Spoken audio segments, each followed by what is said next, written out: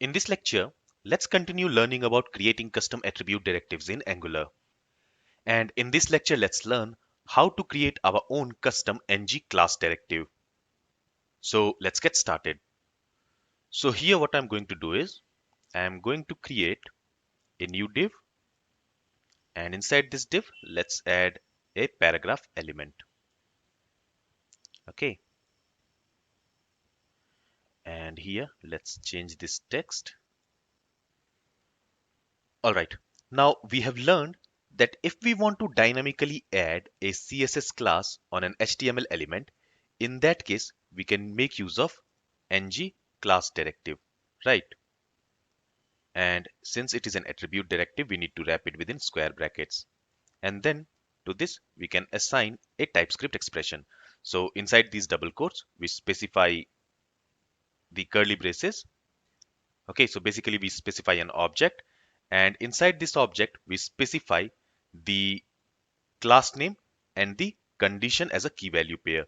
So let's say we want to add a class called class1, then we specify a condition here. Let's call it condition1. So if this condition1 returns true, then this class will be applied on this div element. But if this condition returns false, then this class will not be applied on this div element. In the same way, if we want to add more classes, then we use comma and then we specify the class name, let's say class2, and then again we specify a condition, let's say condition2. And if this condition2 returns true, then this class2 will be applied on this div element.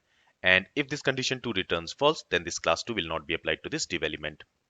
Okay, so we already know this theory about this ngClass directive from our previous lectures. Now let's go ahead and let's implement our own custom ngClass directive, and we are going to call it appClass. Okay, so let's remove this ngClass directive from here, and let's go ahead and let's create a new directive. For that, open VS Code built-in terminal. Since I want to create this directive inside this custom directives folder, let's first move to this folder. For that, let's use cd command. Then first we need to go to source folder, then app folder, and inside this app folder we have this custom directive folder. Let's press enter. So now we are in custom directive folder. Here let's type ng generate command. So in short we can write it as G. And here we want to generate a directive. So in short we can write it as D. And the name of the directive is going to be class. Let's press enter. So this class directive has been generated here. Now let's remove this spec.ts file from here. Okay, and let's go to this class directive. Now what I want is, I want to use this app class selector like ngClass directive. So on this div, I should be able to use this app class like this. Okay, and to this, I should be able to assign a list of classes which I want to add for this div element. So let's say I want to add class 1, and then I should also be able to specify a condition.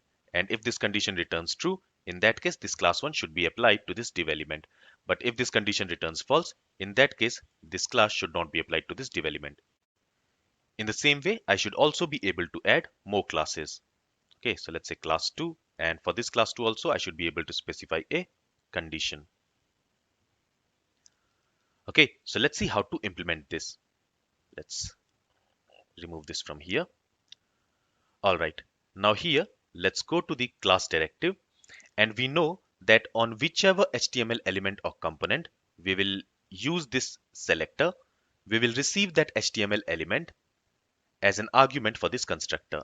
So let's call that element maybe element, and this parameter is going to be of type element ref.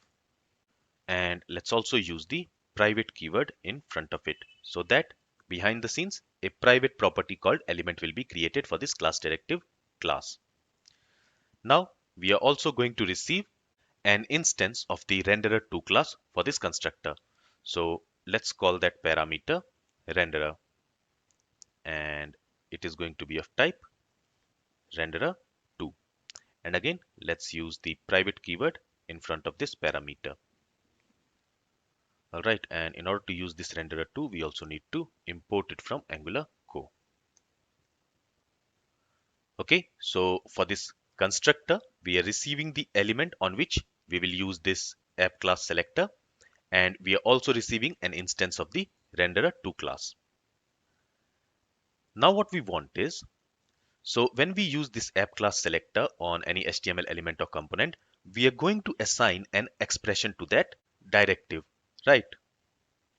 In this case, we are going to assign an object to this directive, and we want to receive this object in our class directive class. So here what I'm going to do is I'm going to create a property. Let's call this property display. Okay, and we are going to decorate this property with @input decorator. And in order to use this @input decorator, we need to import it from Angular Core. Now what we also want is we want to set the value of this display property based on some condition. Okay, so to set the value of this display property, we want to write some logic. So what I'm going to do is I'm going to use setter here. So this setter allows us to use a property like a method, and then we can write some logic to set the value of that property. Okay, so here we can now use this display property like a method. And here for this display property, we are going to receive a value, the value which we are assigning here. So this object. Okay, so here let's call this value maybe value itself, and it is going to be of type object, right? Now, from this object, we want to get all the key value pairs. So what I'm going to do is, let's use this display property, and let's bind this display property here instead of the app class selector. That's because this display is our input property. And for this input property, we are going to receive the value which we are going to assign to this display property, right? Now, we also need to tell Angular where to find this display property. For that, let's use the selector of this directive on this div element.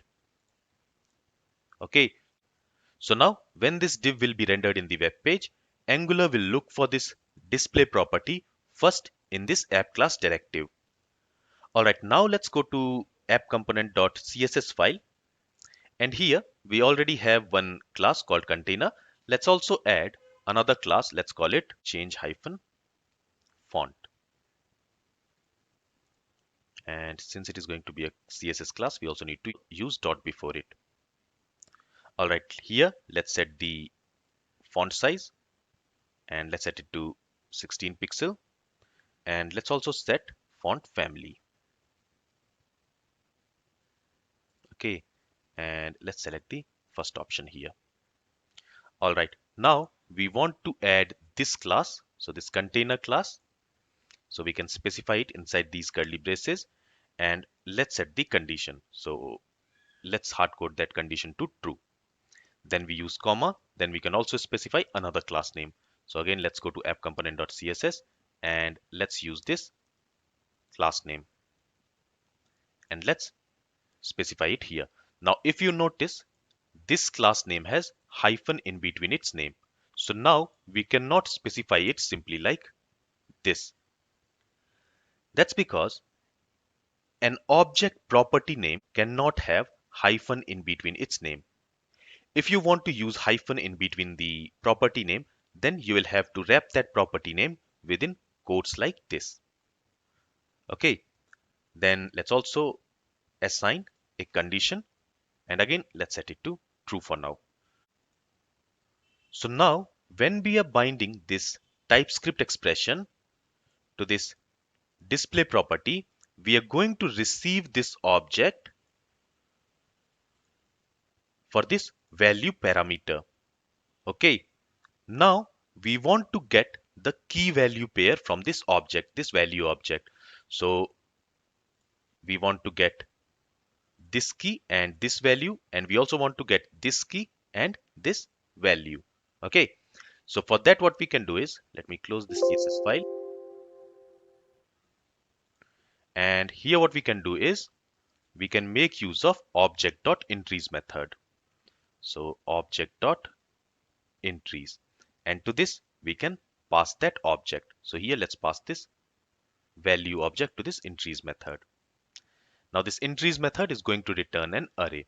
So let's store it in a variable. Let's call it entries, and let's log this entries in the console to check how it looks. Okay, so let's save the changes. Let's go to the web page, and here let's open the developer console. So here you can see an array has been logged when we have logged this entries. Okay, so this entries method has returned an array. Now let's expand that array. And when I expand that array, you will notice that this array contains a list of arrays. So the first element of this array is another array, and it has the first element as container, which is the property name here. So this property name, and the second element of this array is the property value. So the value here is true, right? So in the first array we have the property name and the property value. In the same way, in the second array we have the second property name and second property value. So now what we are going to do is we are going to loop over this array, and for each iteration we are going to set this class name if the condition is true. Let's see that. So let's go to class directive class, and instead of logging this now, let's loop over this entries array. For that, let's use for of loop. So let this entry is our variable of entries. Okay, so for each iteration we will receive the array, and the first element of that array will be the class name, and the second element of that array will be the condition. So inside this for of loop, first let's check if the condition is true. So here let's say if, and we know that the second element of this entry array is going to be the condition, right? So here we can say entry of 1, because index in an array starts from 0. So the first element is at index 0 and the second element is at index 1. So the second element of this entry array is the condition, so that will be at index 1. So if that condition is true, then what we want is we want to set the style on that element. So here let's first access this renderer. So for that, let's say this dot renderer, and then we want to add a class. So we can use add class method. Now on which element do we want to add the class? The element which we are receiving for this element parameter. So here let's say this dot element dot native element. Okay, and on this we want to add the class. Now which class do we want to add? The class which we have as the first element of this entry array. So here let's say entry of 0.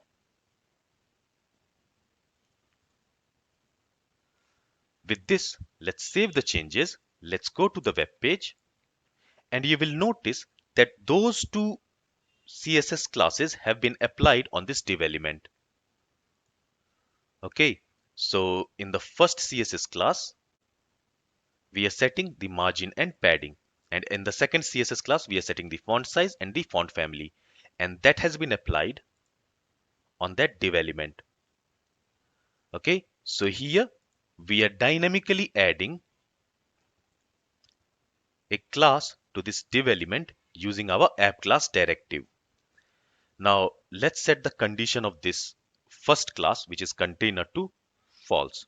So inside this container class, we are setting the margin and padding, right? If I save the changes and if I go to the web page, now that margin and padding has been removed. That means that container class has been removed from this div. And if I set this condition also to false, then this change font class will also be removed from this div element. Okay, so you can see that change font class has also been removed from this div element. All right, now we can also improve this logic by using destructuring. So here we are using indexing. We are using the index number of the array. But here, let's use destructuring. So here we are going to destructure an array, and to destructure an array, we can use square brackets, and inside that square brackets, we can specify the variable names. So let's call the first variable class name, and let's call the second variable maybe condition. Okay, and here instead of using this entry of 1, let's use this condition variable, and here instead of using entry of 0, let's use the class name variable, and our directive should still be working. So let's go ahead and let's set these conditions to true. Okay, let's go to the web page. So you can see that those two classes have been applied here. Now here, let's close this app component.css. Now here, in order to use this display property, we had to use this appClass selector first on this div element. Now what will happen if I remove this appClass selector from here? If I save the changes, if I go to the web page, you will notice that we have an error. And the error says can't bind to display since it isn't a known property of div. So Angular is looking for this display property for this div element. That's because we have not used the directive selector value. So that's why Angular will not look for this display property in that directive. But when we use the directive selector here, in that case, Angular will first look for this property in this directive. If it does not find this property in this directive, then only it will look for this property for this div element. Now, what we want is instead of binding this display property, we want to use this app class as an attribute selector. So here we are binding this display property of this app class directive, right? But how did we use the ngClass directive? We binded the ngClass directive itself within square brackets like this, and then we specified some TypeScript expression to it. So we want to use this app class directive like this. For that, what we can do is either we can provide an alias for this property name, which will be same as this app class. So here for this input, let's specify this value app class. So this app class now will be used as an alias for this display property. And now we cannot use this display property because here we have provided an alias. So now we can go ahead, we can remove this display property from here. And now we can bind this app class using square brackets like this. And this directive should still be working. If I go to the web page, you can see that those two classes are still applied on this div element. And another way is we can name our property same as the directive selector value. So instead of calling it display, I can call it app class. Okay, and in that case, we don't need to provide any alias here. And now if I save the changes, our directive should still be working. So you can see the styles are still applied. If I go and set the condition of one of these classes to false, then that class will not be applied on this element, as you can see here. Okay. So in this lecture, we created our own custom ngClass directive and we called it appClass. And using this custom appClass directive, we are able to set CSS classes for a given HTML element based on a given condition. Now here we are hard coding these conditions for simplicity purpose, but here you can also assign some TypeScript expression to these class names, which will return a Boolean value. So for example, here let's try to set 10 greater than 5. Okay, so this is going to return a Boolean value, true or false. In this case, it will return true because 10 is greater than 5. So in that case, this container class should be applied on this div element. If I save the changes, if I go to the web page, you will notice that that container class has been applied on this div element. But if I change the condition to 10 less than 5, In that case, this condition will return false, and false will be applied to this container class. That means this container class will not be applied on this div element. Let's save the changes. Let's go to the web page, and you will notice that that container class has been removed from this div element. Okay, so here for the condition, you can assign any TypeScript expression. You can even assign a property which returns a Boolean value, or a method which returns a Boolean value. Alright, so this is all from this lecture. Thank you for listening and have a great day.